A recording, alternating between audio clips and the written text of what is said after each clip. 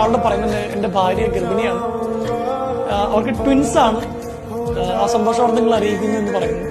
Delivery കഴിയുന്നു. പക്ഷേ ഇരട്ടക്കുട്ടികൾ ഓരോ ആൺകുട്ടി ഒരു പെൺകുട്ടിയുമായിരുന്നു.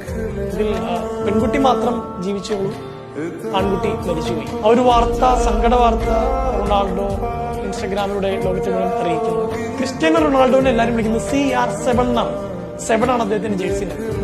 അന്ന് ലിവർപൂളും മാഞ്ചസ്റ്ററും തമ്മിലുള്ള മാച്ച് നടക്കുമ്പോൾ റൊണാൾഡോ വന്നിട്ടില്ല, കാരണം കുടുംബത്തോടൊപ്പമാണ്.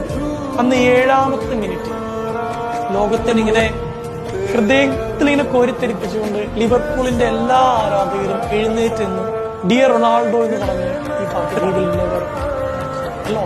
റൊണാൾഡോ ലിവർപൂൾ ആരാധകർ ആ ഒരു കൈയടിച്ചും പാട്ടുപാടിയ വീഡിയോ ഇൻസ്റ്റഗ്രാമിൽ കണ്ട് അദ്ദേഹം പറഞ്ഞു, ഞാനും എന്റെ കുടുംബം ഇതൊരിക്കലും. എത്ര മനോഹരമാണ്.